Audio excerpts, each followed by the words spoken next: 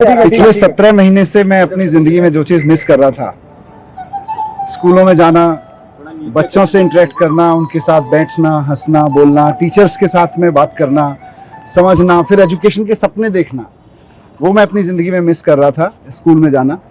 तो आज मुझे बहुत खुशी है कि भगवान ने मुझे फिर से मौका दिया और मैं वापस स्कूलों में आया हूँ, बच्चों के बीच में आया हूँ। मैं बहुत बार वहाँ ये सोचता रहा कि बच्चे तो भगवान का रूप होते हैं और वाकई भगवान ही हैं, तो सुबह सुबह अपने भगवान से जाके मिल लो। तो आज मैं अपने भगवान से मिल लिया आके, मुझे बड़ा अच्छा लगा। और मैं एजुकेशन मिनिस्टर आतिशी जी के साथ आया और मुझे बहुत खुशी है कि पिछले 17 महीने में दिल्ली सरकार में एजुकेशन का जो काम चल रहा था पहले से, उसको और गति दी है।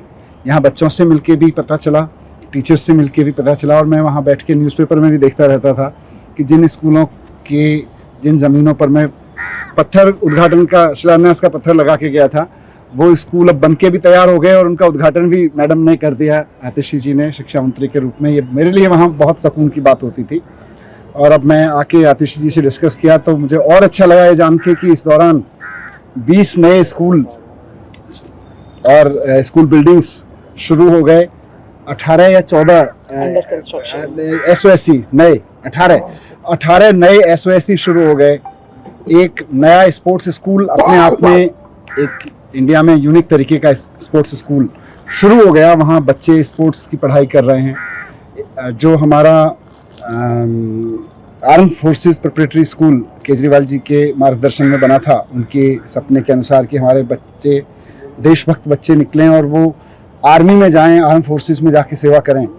तो मुझे बहुत खुशी हुई ये जान के कि आर्म फोर्सेस प्रिपरेटरी स्कूल के पहले बैच में, जिसमें 64 बच्चे थे 12वीं क्लास में, उसमें से 32 NDA में क्वालिफाई हुए पहले टेस्ट में, और उसमें से 8 फाइनली जाके NDA क्रॉस करके सेकंड लेफ्टिनेंट बन रहे हैं। अब तो 64 बच्चों में के पहले बैच में 64 बच्चों के पहले बैच में से 8 बच्चे दिल्ली के सरकारी स्कूल से सीधे जाके NDA क्रॉस करके सेकंड लेफ्टिनेंट बन रहे हैं। आई थिंक इतना तो देश के किसी स्कूल से अब तक नहीं होगा, किसी एक स्कूल से। तो ये सारा काम एजुकेशन में हुआ और मैं वहाँ यही प्रार्थना करता था कि मुझे भले ही इन लोगों ने जेल में डाल दिया है, इनकी मंशा भले ही इस एजुकेशन क्रांति को रोकने की हो, लेकिन ये रुके ना। मेरी भगवान से यही प्रार्थना रहती थी कि बाकी सब चीज़ें चाहे रुकें, आगे बढ़ें, कैसे हों, उसके लिए लड़ते रहेंगे, लेकिन भगवान ये एजुकेशन की जो रेवोल्यूशन शुरू हुई थी, शिक्षा की क्रांति, ये ना रुके। और ये रुकी नहीं। ये यहाँ के भी मैं देख रहा हूँ, मेरे लिए पर्सनली बहुत एनर्जाइजिंग है सारी चीज़ें। लेकिन बीच बीच में मैं अखबारों में देखता रहता था, खबरों में पढ़ता रहता था कि शिक्षा क्रांति रुकी नहीं है, बल्कि बहुत तेज़ी से आगे बढ़ रही है दिल्ली की। सर, आप रिहाई से ज्यादा भावुक मुझे बच्चों के साथ देखे अंदर क्या? बिल्कुल, मैंने कहा ना कि बच्चे तो भगवान का रूप होते हैं। और मैं 8-9 साल जब शिक्षा मंत्री के रूप में काम किया तो मेरा धर्म, मेरा कर्म बच्चों से मिलना, बच्चों को समझना, बच्चों के साथ जीना और इन बच्चों को देश के लिए तैयार करना, यही था। आज वापस मैं उसमें आया तो मुझे लगा 17 महीने से सबसे ज़्यादा चीज़ कोई अगर मैंने मिस की तो वो ये थी, आज वो भी पूरी हो गई। एक चीज़ समझने के डिप्टी CM जब आप थे तो भी कि अभी ये झंडा फहराने को लेकर भी कंट्रोवर्सी चल रही है और विवाद इस तरीके का कि आतिशी GAD चाहता है आतिशी झंडा फहराए। CM ने जो चिट्ठी लिखी थी, जेल प्रशासन कह रहा है कि चिट्ठी नहीं लिख सकते किसी भी तरीके की आधिकारिक अंदर जेल से। आप इसको किस तरीके से देखें? देखिए, ये बहुत ही अनफॉर्चुनेट है कि स्वतंत्रता दिवस जैसे पावन अवसर पर इतनी टुच्ची पॉलिटिक्स हो रही है। और वो भी क्या, मैं अखबारों में पढ़ता रहता हूँ कि कोई जेल में बंद एक बहुत महाठग है, सुकेश नाम है उनका शायद, उनकी चिट्ठी जब लिखी जाती है, वो कोई चिट्ठी लिखते हैं, सुकेश चिट्ठी लिखता है, तो वो तिहाड़ प्रशासन भी बाकायदा LG साहब को सबमिट करता है और LG साहब भी बाकायदा उस पर एक्शन लेते हुए कार्रवाई करते हैं, जो भी है। और जब दिल्ली के चीफ मिनिस्टर चुने हुए चिट्ठी लिखते हैं तो तिहाड़ प्रशासन भी और LG साहब भी, LG साहब तिहाड़ प्रशासन को कहते हैं खबरदार जो अगर इनकी चिट्ठी भेजी। और जब सुकेश चिट्ठी लिखते हैं तो मुझे लगता है पूरा का पूरा LG ऑफिस इंतजार करता होगा, अरे भाई एक सेकंड भारी पड़ रहा है, सुकेश जी की चिट्ठी कहाँ है, हमारे सुकेश जी की चिट्ठी कहाँ है।